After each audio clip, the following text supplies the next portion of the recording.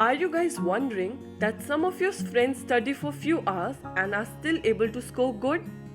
Yes, guys, it is true. It is because they read effectively and study smartly. As per the viewer's demand, in this video, I'll be covering how to read effectively, as this will help you to answer different type of questions that one can get from one chapter in your exam. Hello everyone, I am Garima Singh. Welcome back to my channel. In this series, we are covering some of the important exam tips. Here are some tips that will help you all. Tip number 1 of the day is plan your day and stick to it.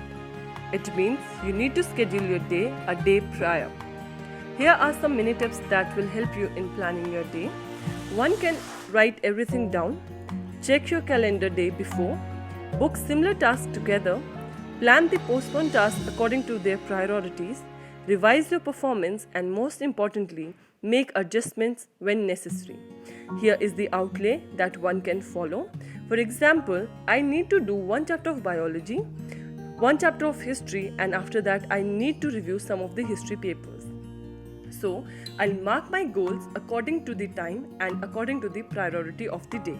Once I am done doing one task, I'll mark it done, so that I have inner satisfaction that I have completed my very first task and I'm being productive this very day.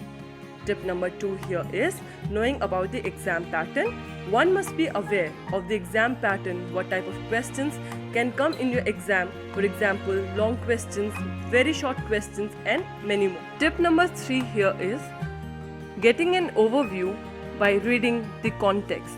Knowing the context will help you to have an overall idea about the book. You can read the very first page of your book, or you can also go online and read about the book, so that your brain has the prime idea what this book is all about and what are the next step you are going to do. When I say context matters, it means when data is combined with the context, it becomes our content, which are the prime things in our coming chapters. When the content is combined with the context, it becomes the information, and when the information is combined with the context, it becomes the knowledge that you gain from a particular book by reading its different chapters. Tip number 4 here is systematic skimming. By this, I mean you need to go through the chapter, see the main points, the headlines, the pictures, the box, to know better what is given in this chapter. This will help you to understand the chapter more clearly. After that, go and review the discussion questions also. Coming to the tip number 5, which is about associate. By associate, I mean link the context, the content of the chapter to something special in your life. Like dates in history, remember those dates by linking to the birthday dates of your near and dear ones, so that it's easy for you to memorize the dates. For example, you are learning the science concept. I would suggest to go and see the visual representation of the process, so that you have a clear idea how it works. Coming to the tip number 6, which is all about developing a photogenic memory. In this, you need to have the visual representation of the content, think in pictures, make mind maps, flow charts, see videos, and at last, do not forget to read out loudly to confirm the registration of the concept in your head, especially using the keywords.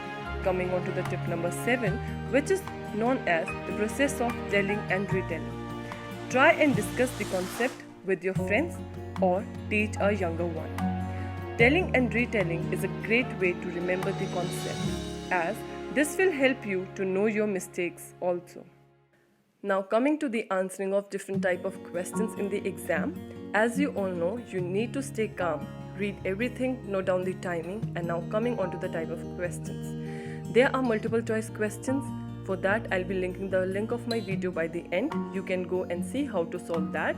And for one word, you can easily do it if you have done an effective reading. Coming on to the short answers. In this, you need to mention the keywords, like if you are defining some definition or giving merits or demerits of the thing. Coming on to the long question, you already know the pattern how to write. For learning process, you need to divide it into categories of various points.